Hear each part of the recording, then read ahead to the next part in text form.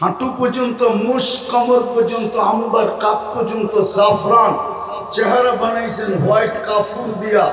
120 fit লম্বা হবে, চুলটিও 120 fit লম্বা হবে।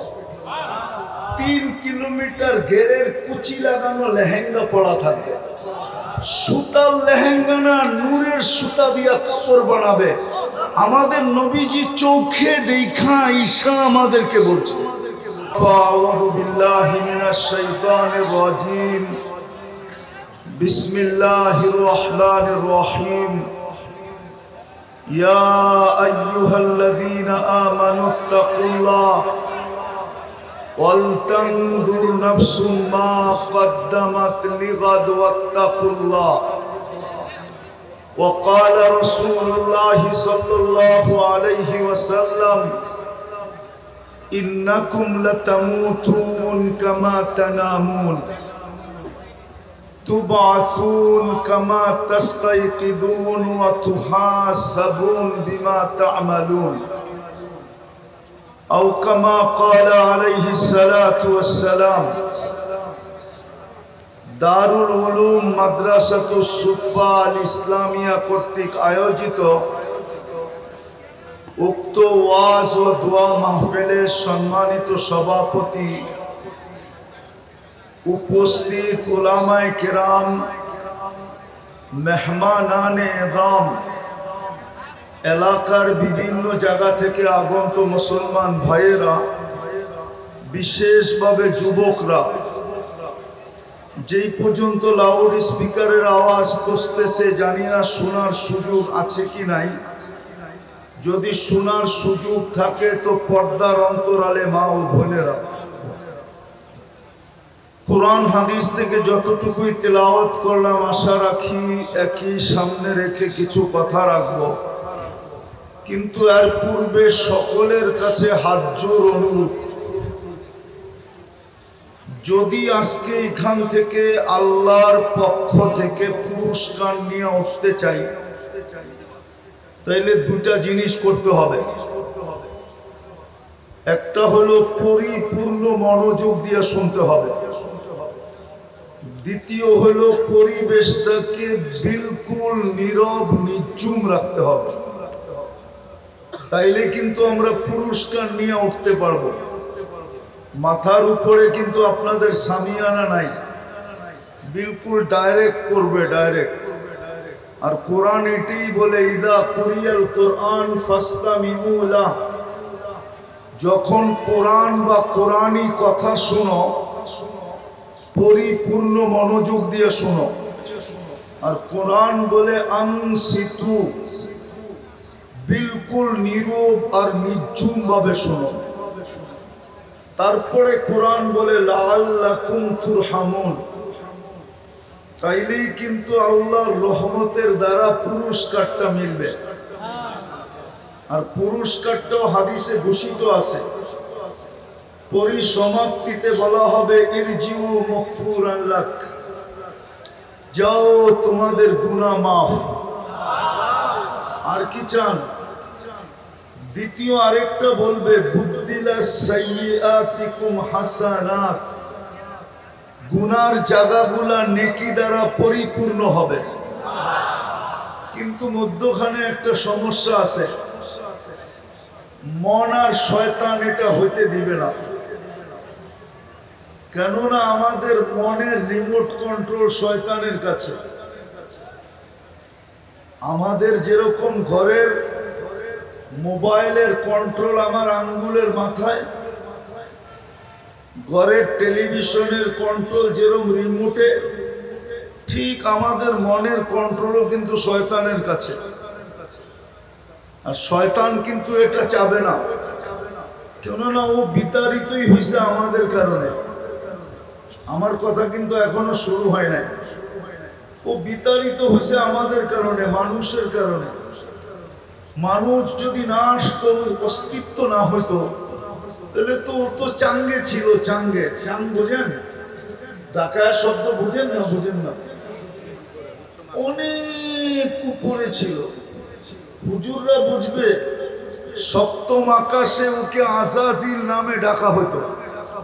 আজাজিল মানি হলো উচ্চ সম্মানিত।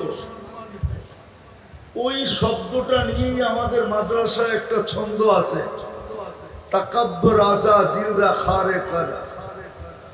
এত উচ্চমানের ব্যক্তিটাকে অহংকার ধূলিসাৎ করে দিছে সব। কেননা ওর অহংকার ছিল আমি আগুনের তৈরি, মানুষ মাটির তৈরি, আগুন মাটিকে পোড়ায় আমি ইট বানায় দিই, জ্বালায়া পাউডার বানায় দিই, আমি কেন মানুষকে সেজদা করব? বিদায় শয়তান আজকে চাবে না যে আপনারা ঘোষণা নিয়ে এখান থেকে যান। বিদায় আবারও হাজ্জুর অনুরোধ, পরিপূর্ণ মনোযোগ আর বিলকুল পরিবেশটাকে নীরব। কথা বলার ভঙ্গিও বলতে পারেন, প্রশ্নও বলতে পারেন।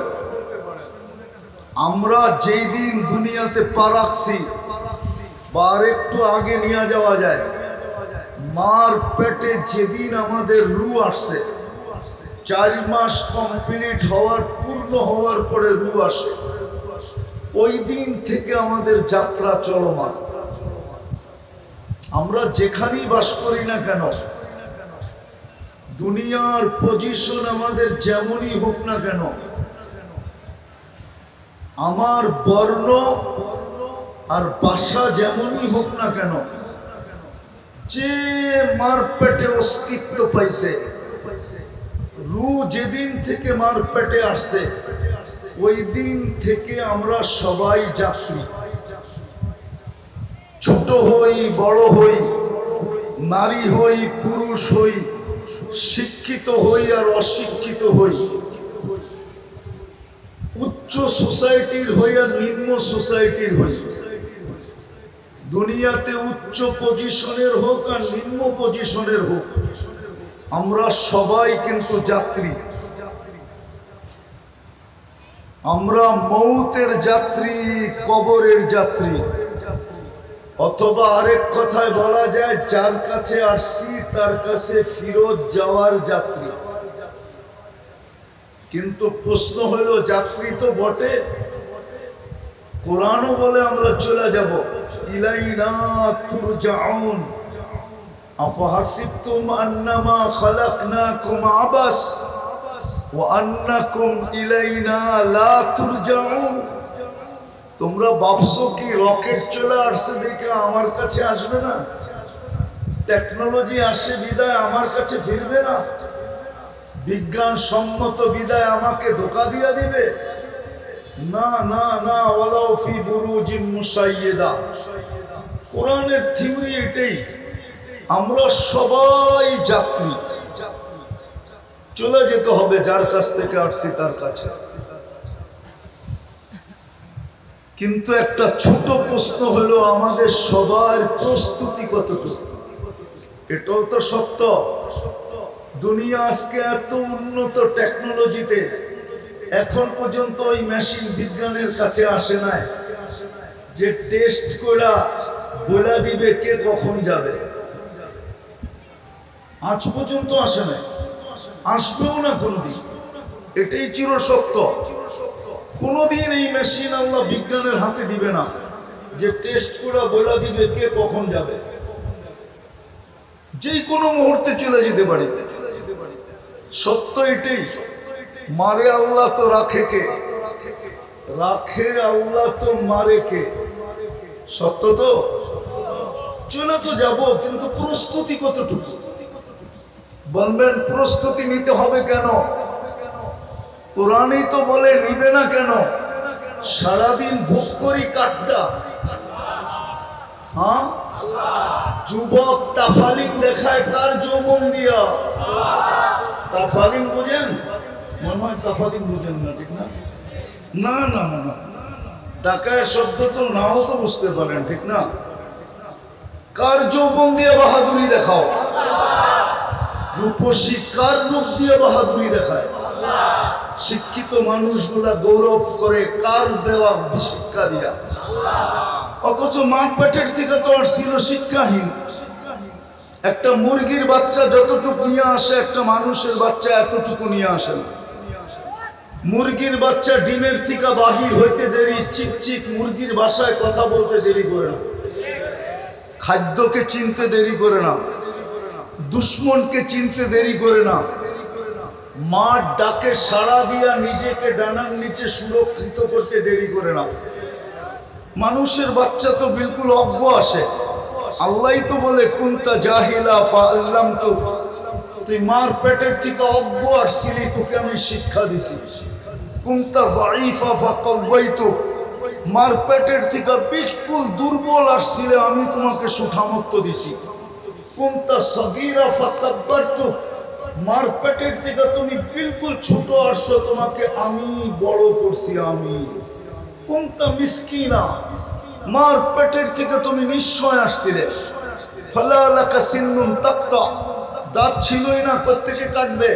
ওয়ালা লাকা লিসানুন তানতিক, জিহ্বা ছিল কিন্তু বাকশক্তি ছিল না, প্রত্যেকে বলবে। ওয়ালা লাকা উযুনুন তাসমা, কান ছিল, শ্রবণ শক্তির কার্যকারিতা ছিল না, প্রত্যেকে শুনবে। ওয়ালা লাকা আইনুন তানদুর, চক্ষু ছিল কিন্তু দৃষ্টিশক্তির কার্যকারিতা ছিল না, প্রত্যেকে দেখবে। ওয়ালা লাকা আকলুন তুমাইয়িজ, মগজ তো ছিল কিন্তু ভালো মন্দ বোঝার ক্ষমতা তো ছিল না, প্রত্যেকে তুমি ভালো মন্দ বুঝবে। ওয়ালা লাকা কলবুন তাতাফাক্কার, দিল তো একটা ছোট ছিল, চিন্তা কি জিনিস তো তুমি জানতে না। ওয়ালা লাকা ইয়াদুন তাবতিশ, হাত তো ছিল, ধরার ক্ষমতা তো ছিল না। ওয়ালা লাকা রিজলুন তামশি, পাও তো ছিল, চলার ক্ষমতা তো ছিল না। আলাইসা কাযালিক, আল্লাহ বলে এরকম কি ছিল না? কে তোমাকে স্বয়ং সম্পূর্ণ করলো? যুবক, তোমাকে যৌবন দিয়া কে ফুটাইলো? আজকে অনেকে দেখা তোমাকে মুস্কি মুস্কি হাসে, অনেকে চোখ টিপি দেয়, অনেকে মেসেজে লেখে I.you। তুমিও কাউকে ফুলের 14 তারিখে ফুল দাও, হোটেলে নিয়ে খাওয়াও, পার্সেলও দিয়া দাও, আবার লেখো জীবনে একবার হলো আমার একটু লেখা পাঠাও I.you। কে তোমাকে ফুটাইলো? 24 ঘন্টা কাটটা বক করো, নাই তো পানির বোতল এখানে, নাহলে তো দেখাইতাম তোমাকে। এই যে পানির বোতল, যদি অক্সিজেন কিনতে হইতো পানির দামে 30 টাকা লিটার, তাইলে ডেলি 16,500 টাকা বিল দিতে হইতো।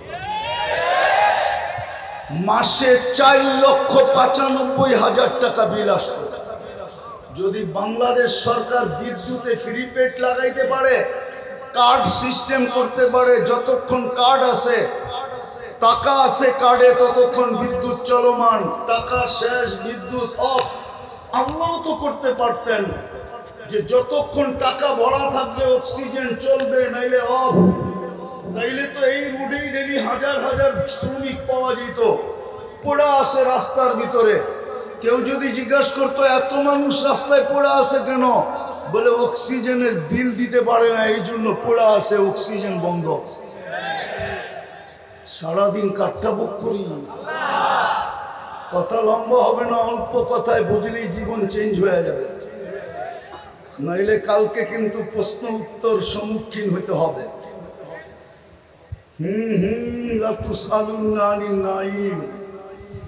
আল্লাহ বলে একটা নেয়ামতের হিসাব দেওয়ার ক্ষমতা তোর নাই, একটা নেয়ামতের। আমি দেখাইতেছি দৃষ্টি শক্তি একটা নেয়ামত। কয়টা?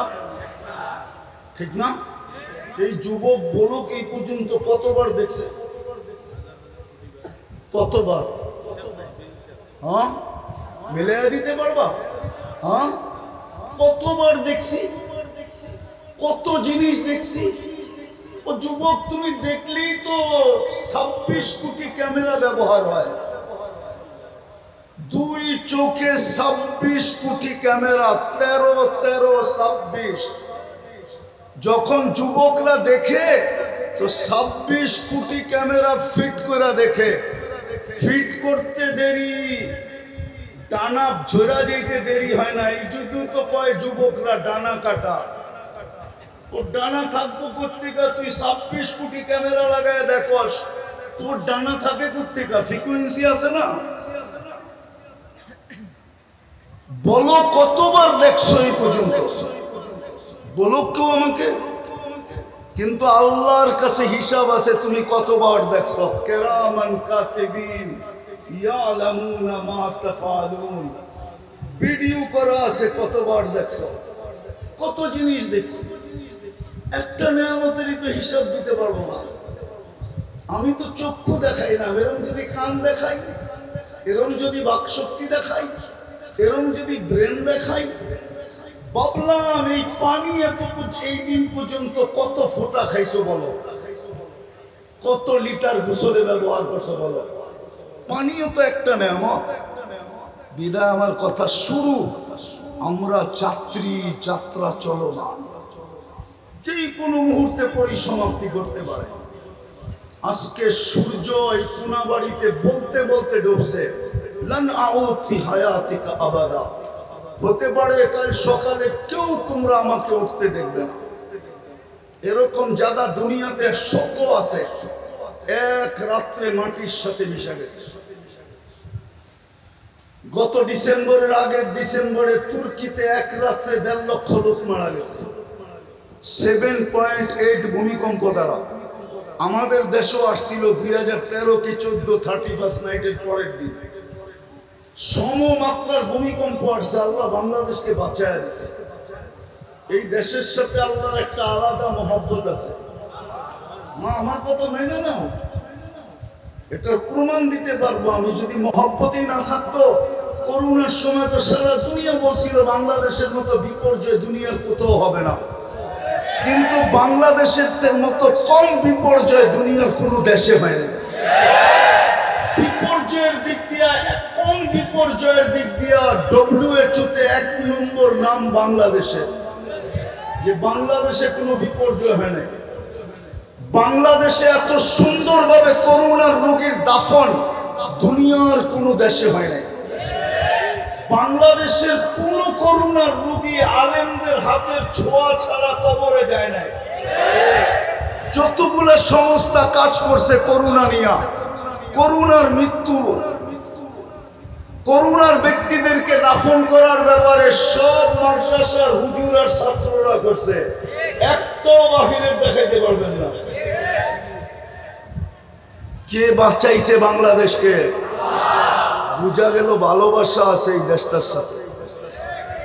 বলবো না রাগ হয়ে যাবেন, না অন্যদিকে নিয়ে যাবেন। আমি আপনাদের স্বাধীনতা দেখি নাই।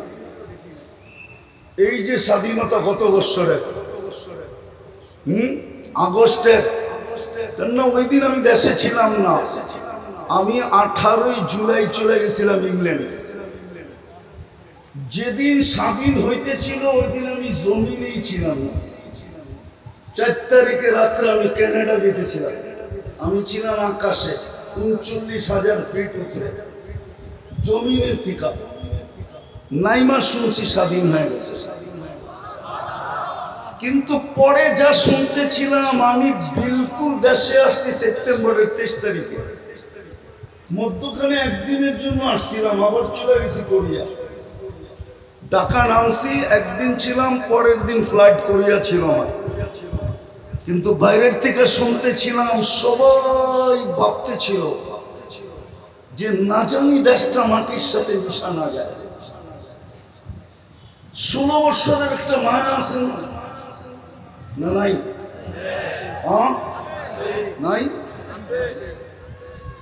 না? গৃহযুদ্ধ লেগে যায়। বাহিরের থেকে শুনতেছিলাম, আপনারা শুনতেছিলেন কিনা জানি না। আমি কানাডার থেকে আবার ইংল্যান্ড আসছি, ইংল্যান্ড থেকে আমি মিশর আসছি, মিশর থেকে সৌদি আরব আসছি, বাংলাদেশে আবার পড়িয়া গেছি। সব জায়গায় এক আলোচনা শুনতেছিলাম, দেশটা মাটির সাথে মিশা যায় কিনা। কিন্তু আমার বিশ্বাস ছিল কিচ্ছু হবে না। এই দেশটার সাথে আল্লাহর একটা ভালোবাসা আছে, এটারও একটা কারণ আছে। বলবো ইসলামের সর্বপ্রথম কুরবানি এই মাটির নিচে লুকানো আছে। আল্লাহর রাসূল হিজরত করেন নাই, তখন বাংলাদেশে 4 সাহাবী চলে আসছিলেন। বাঙালিরা সাহাবীদের চেহারা দেখা মুসলমান হয়েছে। বাংলাদেশের ইসলামের বয়স আর মদিনার ইসলামের বয়স কাছাকাছি, সমসাময়িক বললেও ভুল হবে না। 4 সাহাবী চলে আসছে, আবু ওয়াক্কাস, ওহাব ইবনে মালিক, কাসেম ইবনে হুযাইফা, উরওয়া ইবনে সাসা। এইখান থেকে 2 জন চিনে গেছেন।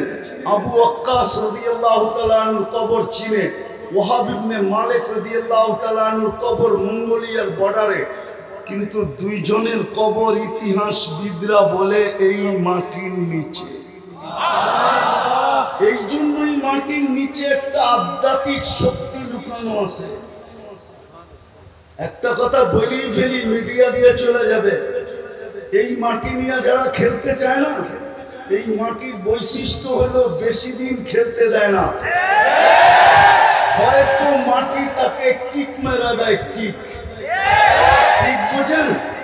হয়তো বোল্ড আউট করে, নাইলে রান আউট করে, নাইলে ক্যাচ আউট করে, নাইলে ছক্কা মাইরা বাউন্ডারির বাহিরে করে। এটা এই মাটির বৈশিষ্ট্য। কেননা ওই আধ্যাত্মিক শক্তি মাটির নিচে লুকায় আছে। এই জন্য আমার বিশ্বাস, দুনিয়ার কোন পরা শক্তিও যদি আমি আমার ভিতর থেকে বলতেছি এই মাটিতে আসতে চাই, তাহলে আমার বিশ্বাস এই মাটিতে টিকবে না। কেননা এই মাটির নিচে এক আধ্যাত্মিক শক্তি আছে, যেটা ইতিহাসের পাতা খুঁজলে পাওয়া যায়। আরেকটা বাহ্যিক শক্তি আছে। বাংলাদেশে 40,000-এর উপরে হেফজোখানা আছে। সুবে সাদেক হওয়ার 1 ঘন্টা আগে এরা ঘুম থেকে ওঠে। বাংলাদেশের এই লাল সবুজের পরিধিটাকে এরা আধ্যাত্মিক সুরক্ষার চাদর দিয়ে ঢাকে। তারপরে কোরআন পড়তে বলে, কোরআন পড়তে বসে।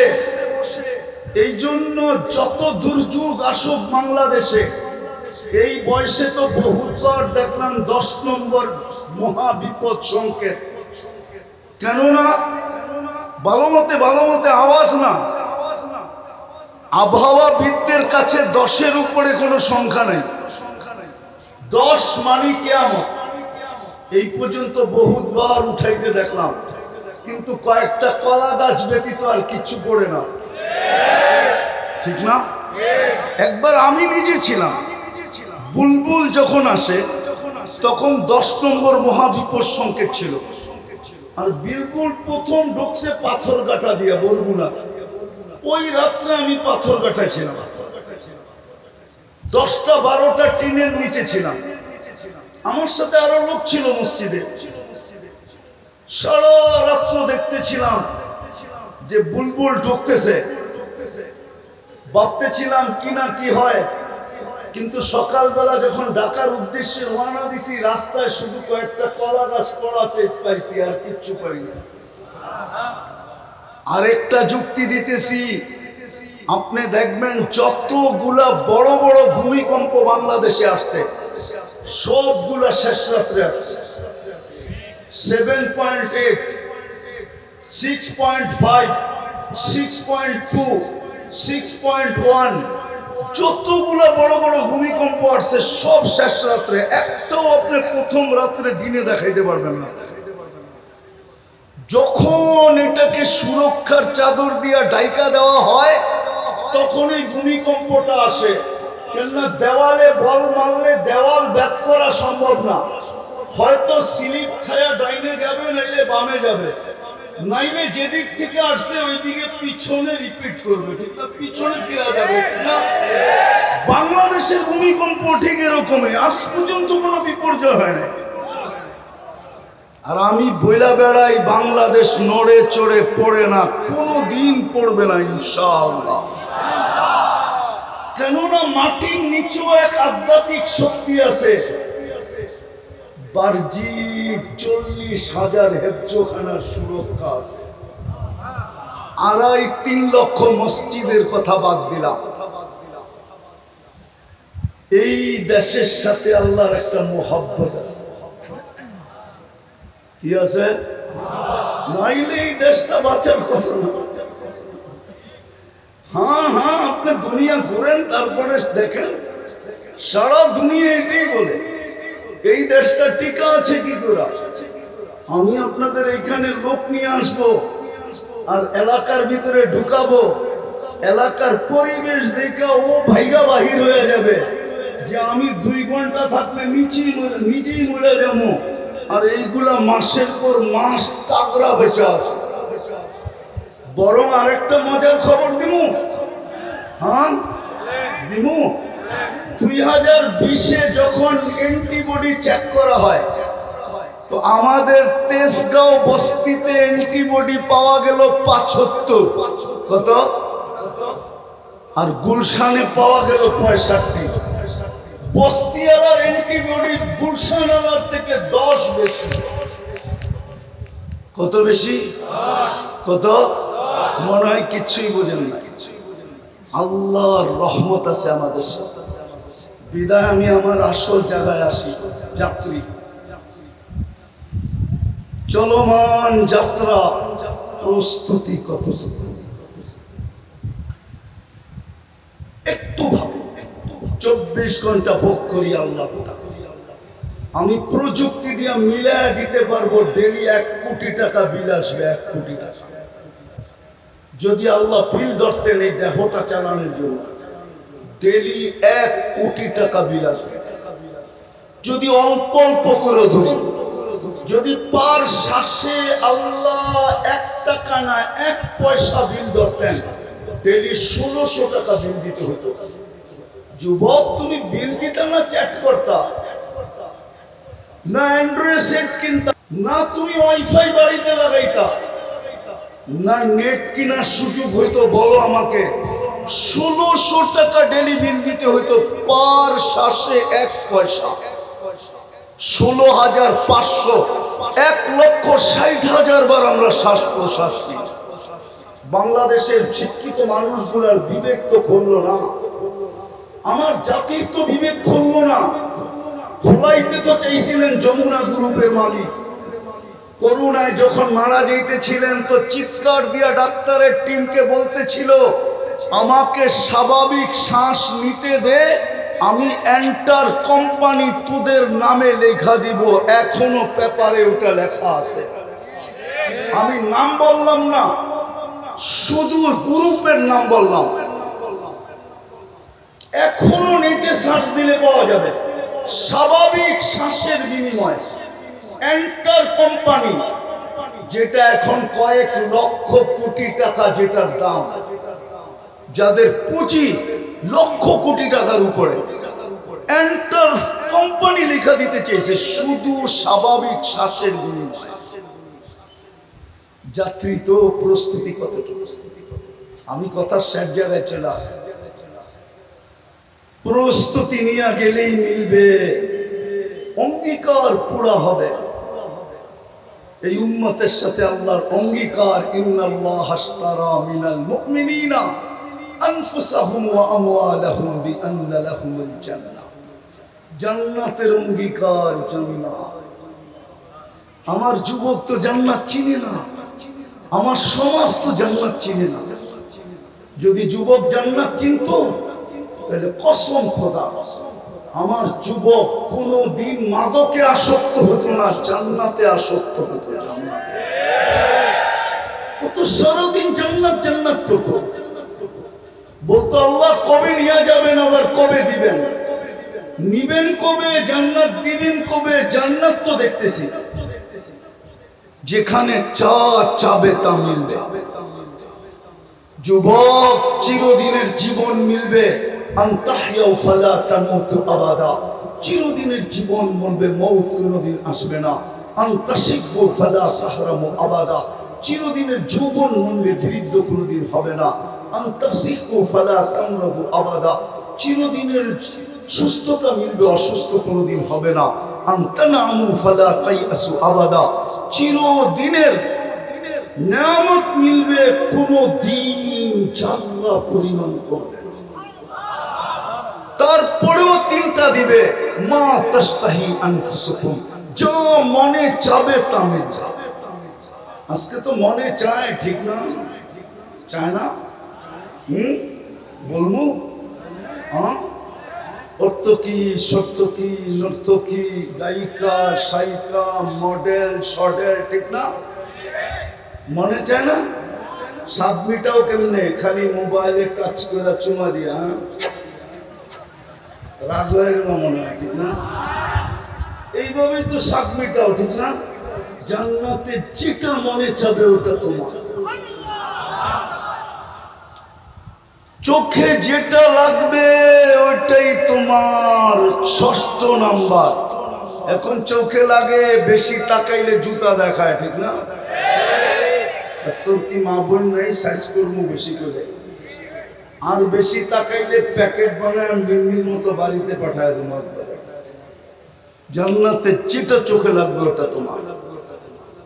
7ম নাম্বার একটা আছে, আল্লাহ বানায় লুকায় রাখছে, মাঝে মাঝে শো করবে আর আমাদেরকে অবাক করে দেবে।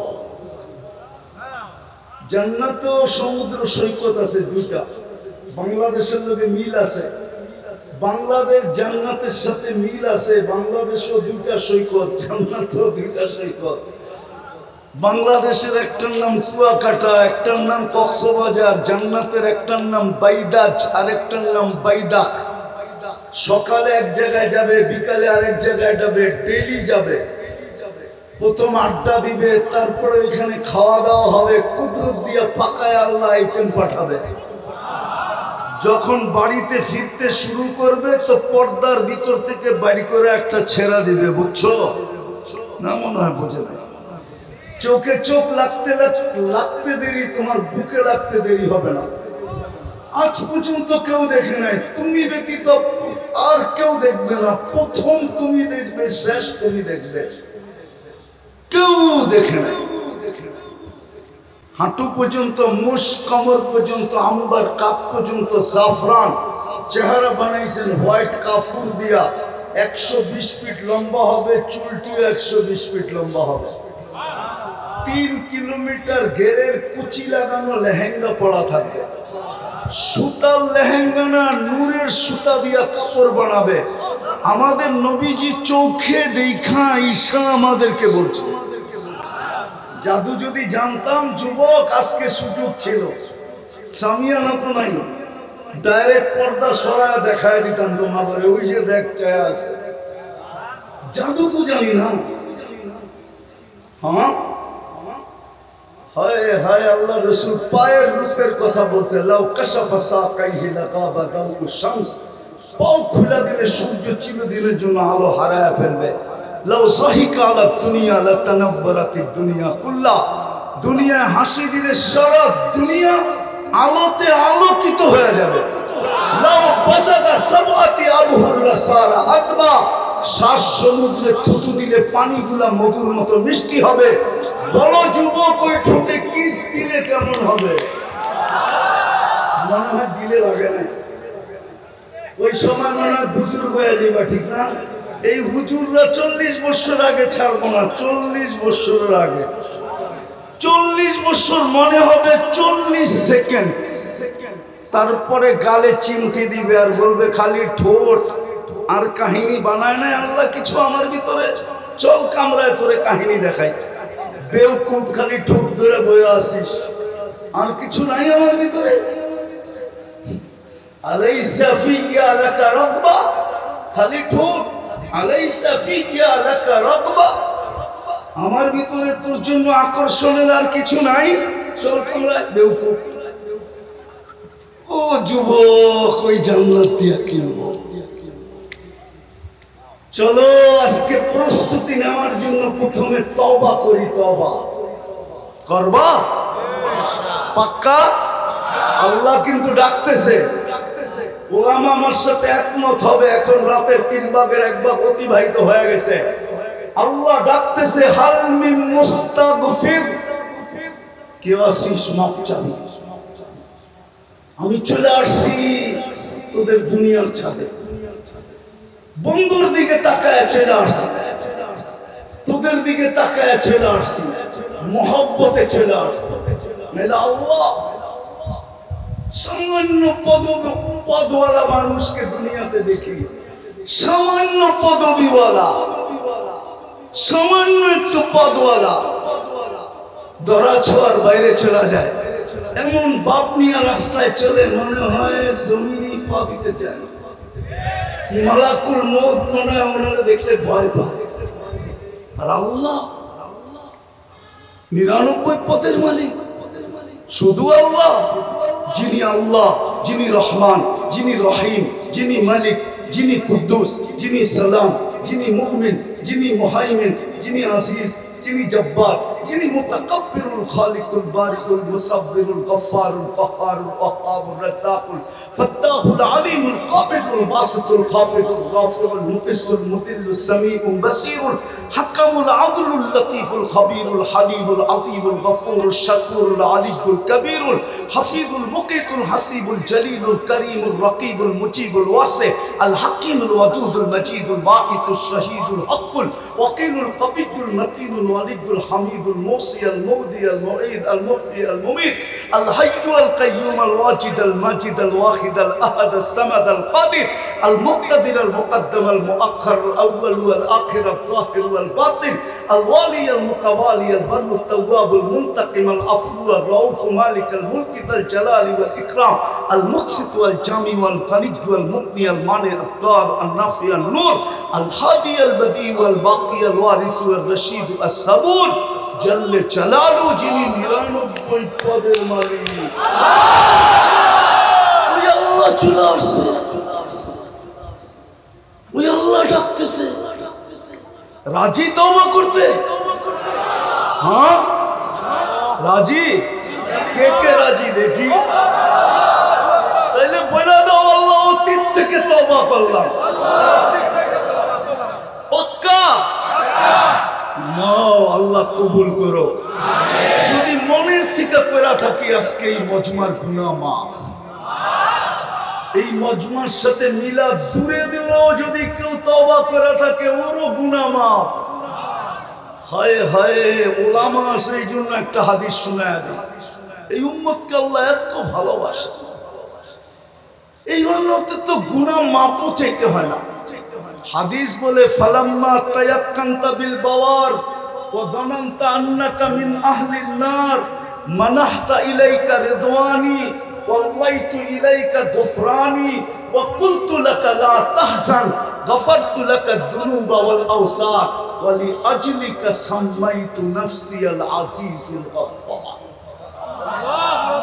আল্লাহ বলে, উম্মতে মুহাম্মদী যখন ভাবে যে আমি বুঝি দুযোগী হয়ে গেলাম, ওই ভাবনা আমাকে জায়গায় থাকতে দেয় না। আমি রেজার চাদর দিয়ে ঢাকতে দেরি করি না, মাগফিরাতে ডুবাইতে দেরি করি না। ছুটে আইসা কুদরতি হাত ওর পিঠে লাগায় বলি, চিন্তার কোনো কারণ নাই, তোর ভাবনাই আমি তোর গুনাহ মাফ করে দিলাম, তোর জন্যই তো আমি আজিজুল গফফার। আর মাফ চাইলে কিরম হবে? চলেন, প্রস্তুতি নেই। মুহাম্মদুর রাসূলুল্লাহ এই জন্যই আসছে। হায় হায়, উলামা এই কথা একমত হবে। লা তারাহুল উয়ুন, আল্লাহকে চোখে দেখা যায় না। ওয়ালা তুখালিতুহুদ দুনুন, আল্লাহকে ধ্যান-ধারণায় আনা যায় না। ওয়ালা ইয়াসিফুহুল ওয়াসিফুন, বর্ণনা দিয়া শেষ করা যায় না। ঠিক বন্ধু এরকমই, বড় শানওয়ালা, উনি কেন জমিনে আসবে? যেখানে নূরীদের সর্দার ফেল, জিবরিল নূরের তৈরি, সিদরাতুল মুনতাহার পরে শুধু নূর আর নূর। উনি নূরীদের সর্দার, ফেরেশতাদের সর্দার। ফেরেশতারা নূরের তৈরি। মেরাজের রাত্রে উনি যায় থাইমা গেছে। আল্লাহ রসুল বলছে, আগে চলেন, তো অনুমতি নাই। দ্বিতীয় আরেকটাও বলছেন, আমার শরীরে শক্তিও নাই, আপনি একা যান। যিনি যাইতে যাইতে যাইতে যাইতে যাইতে সমস্ত নূরের জগৎকে ভেদ করে আরশের নিচে পড়ছেন। আরশের নিচ থেকে আরশের উপরে, ওইখান থেকে কবা কাউসাইনি আও আদনা, কবা কাউসাইনি আও আদনা, কবা কাউসাইনি আদনা, তাকাররুব অর্জন করতে করতে করতে করতে আল্লাহ বলে কাবা কাউসাইনি আও আদনা ফাদানা ফাতাদাল্লা ফাআওহা ইলা আবদিহি মা আওহা। উনি কেন জমিনে আসবেন? সৃষ্টির সর্দার জমিনে, কিয়ামতের রাজা জমিনে কেন আসবে? উনি আসছেন আমাদেরকে অল্প সময়ে অল্প পরিশ্রমে আমাদেরকে প্রস্তুত করে দিতে, রেডি করে দিতে, রেডি করার জন্য আসছেন। এই জন্য একটা কাজ করলেই হবে। আমি তো বলি আজকে উম্মতের যে দুর্দশা, শুধু একা একা কাঁদি, কাউকে বলাও যায় না। 250 কোটি মুসলমান, 60টা মুসলিম দেশ। কয়টা? 60টা মুসলিম দেশ। দুনিয়ার সবচেয়ে বড় টাকা মুসলমানের কাছে। কারেন্সি, কুয়েতের কারেন্সির চেয়ে বড় কোনো কারেন্সি নেই। বাহরাইনের কারেন্সির চেয়ে দুনিয়ায় কোনো বড় কারেন্সি নেই। ওমানের কারেন্সির চেয়ে দুনিয়ায় বড় কোনো কারেন্সি নেই। ব্রুনাইয়ের কারেন্সির চেয়ে দুনিয়ায় বড় কোনো কারেন্সি নেই। 70% সম্পদ মুসলমানের কাছে। দুনিয়ায় মুসলমানের চেয়ে দামি জিনিস কেউ ব্যবহার করে না। মনে হয় কোনা পাড়ার যুবকরা মানবে না। আছে নেট লাগানো, সংযোগ আছে। এখন গুগলকে জিজ্ঞেস করো বিল গেটসের একটা প্যান্টের দাম কত। যদি $300 উপরে দেখাইতে পারো, জিজ্ঞেস করো। এখন গুগলকে জিজ্ঞেস করো। কিন্তু মুসলমানের এই তোমার গেঞ্জি পাবা 3 লক্ষ টাকা দিয়ে কিনে। 3 লক্ষ। এই যে গেঞ্জি, বিশ্বাস হয় না? হ্যাঁ, চলো আমার সাথে সিঙ্গাপুর মুস্তফায় দেখায় দিই। চলো আমি দেখায় দিই। দুনিয়ার কোন যুবরাজের গাড়ি, এন্টার গাড়ি 24 ক্যারেট সোনায় মোড়ানো নাই। কিন্তু দুবাই যুবরাজের একাধিক গাড়ি 24 ক্যারেট সোনায় মোড়ানো। ব্রুনাই প্রেসিডেন্টের এন্টার গাড়ি সোনার পার্স। তারপরে মুসলমানের এই দুরবস্থা কেন? আগামী মাসের 7 তারিখই তো হবে 2 বছর ফিলিস্তিনের যুদ্ধে। একটা রুটির টুকরার জন্য ওরা মরতেছে কেন? আল্লাহ মনে হয় আমাদের দিকে তার রহমতের দৃষ্টি দিতেছেন না। আর দিবে তো দিবে কি করে? বন্ধুকে তো পাঠাইছিলেন প্রস্তুতির জন্য, বড় কম সময় দিয়া, কম পরিশ্রম দিয়া। চলেন একটাই নিয়ত করি। একটাই যদি করতে পারতো এই মুসলমান 100%, তাইলে একটাই যথেষ্ট ছিল। আজকে আল্লাহ ডেলি 5 বার ডাকে, শতকরা 90 ভাগ মানুষ নামাজ পড়ে। এই মজমায় আছে বেশিরভাগই হবে এসাও পড়ে। কে ডাকে? হ্যাঁ, সারাদিন বুক করি কাঠা। হায়াত কার কাছে? মৌত কার কাছে? সুস্থতা কার কাছে? অসুস্থতা কার কাছে? এন্টার বডি কে কন্ট্রোল করে? প্রযুক্তির দিকে তাকাইলে তো এটার ভিতরে চলার কিচ্ছু নাই। আমাকে বিজ্ঞান বুঝাইতে পারবে না যে এটার ভিতরে প্রযুক্তি দিয়া কেমনে এটা চলে। চোখে তো দেখার মতো উপাদান নাই, দেখে কি করে? কানে তো শোনার মতো উপাদান নাই, এটা বিজ্ঞানী বলে। কান শুনে কি করে? মুখে তো বলার মতো কোনো উপাদান নাই, তাইলে মুখ বলে কি করে? হার্ট চলে বাল্ব দিয়া, বাল্ব চলে কি দিয়া? বিজ্ঞানের কাছে এটার কোনো জবাব নাই। চ্যালেঞ্জ, WHO কে জিজ্ঞেস করো যে হার্ট চলে বাল্ব দিয়া, বাল্ব কি দিয়া চলে? তো WHO বলবে নো অ্যান্সার। আমার কাছে এটার কোনো সমাধান নেই। আমার কাছে আছে, আমার কাছে। আল্লাহ চালায় তো চলে, কুদরতি টেকনোলজি দিয়া চালায়, কুদরতি প্রযুক্তি দিয়া চালায়। নাইলে চোখে এতটুক জায়গায় 13 কোটি ক্যামেরা সেট হয় কি করে? যুবক, 13 কোটি ক্যামেরার তার নিয়ে গেছেন পিছনে, তার 1.6 সেন্টিমিটার জায়গা দিয়া। একটা তার আর একটা তারের সাথে আল্লাহ লাগতে দেন নাই, লাগলে ফায়ার হবে, ফায়ার। আগুন ধরে যাবে, তুমি সব উল্টা দেখবা, ওই আল্লাহ কুদরত দিয়া দেখায়। সরিষার চেয়ে ছোট বিজ্ঞান এখনো সরিষার আকৃতিরই এখন পর্যন্ত বিজ্ঞান ক্যামেরা বানাইতে পারে না। পারছে নাকি? গুগলে সার্চ দাও, গুগল খালাম মারে শিখাও না, পারছে কিনা। 13 কোটি সরিষা একত্রিত করলে দেখো কত বড় একটা জায়গা লাগে। এর চেয়ে ক্ষুদ্র, শতগুণ ক্ষুদ্র ক্যামেরা বসায় দিছে, একটা করলেই হতো। চলো আজকে অঙ্গীকার করি, আজকের থেকে আর নামাজ ছাড়বো, ছাড়বো, ছাড়বো, পাক্কা। নামাও, এর চেয়ে বড় বেয়াদবি কিচ্ছু না, এর চেয়ে বড় নিমক হারামি কিচ্ছু না, এর চেয়ে বড় অকৃতজ্ঞতা কিচ্ছু না। যদি হইতো তাহলে পিরানে পীর এই কথা কোনোদিন লেখতেন না। আব্দুল কাদের জিলানী রহমতুল্লাহ আলাইহি লেখছে, আমি লিখি নাই। আমার বিরুদ্ধে লেখা লাভ নাই, আমি লিখি নাই, পিরানে পীর লেখছে আব্দুল কাদের জিলানী। কোথায় লেখছে ওনার কিতাব পড়লে পাওয়া যাবে, আমি নাম বলবো না কিতাবের। এত সহজ, স্টেজে বয়ে নাম লয়ে যাবেন, আমি সারা দুনিয়া ঘুরা বের করছি। না না না না, নাম তো বলে দিলাম, কে লেখছে এটা তো বলে দিলাম। আব্দুল কাদের জিলানী রহমতুল্লাহ আলাইহি লেখছেন, পিরানে পীর। শুকর নাকি সকালবেলা উঠা বলে, আল্লাহ আমি এখন তাকাবো কিন্তু আমার দৃষ্টিটা যেন বেনমাজির উপরে না পড়ে। তুমি ডাকলা তারপরেও আসলো না, তো ও আমার চোখে আমার চেয়েও নিকৃষ্ট।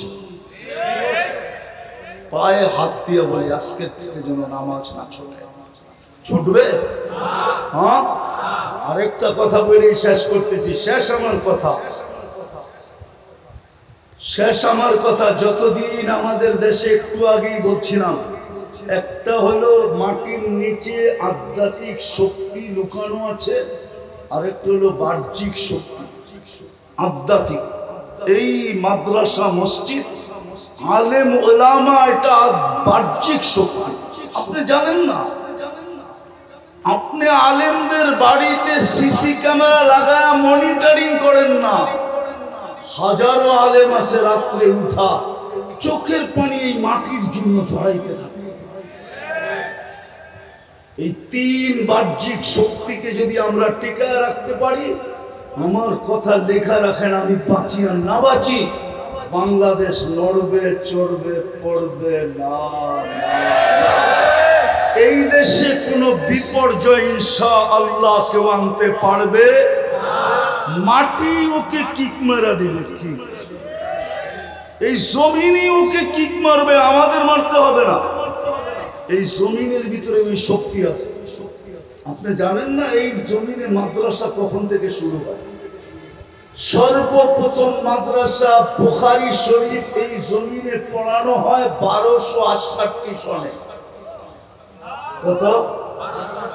কত বছর হয়েছে? পড়া 800 বছর। 12 থেকে 2000 কত? 800। 1268 সন আবু তায়ামা রহমতুল্লাহ আলাইহি প্রথম মাদ্রাসা করছেন।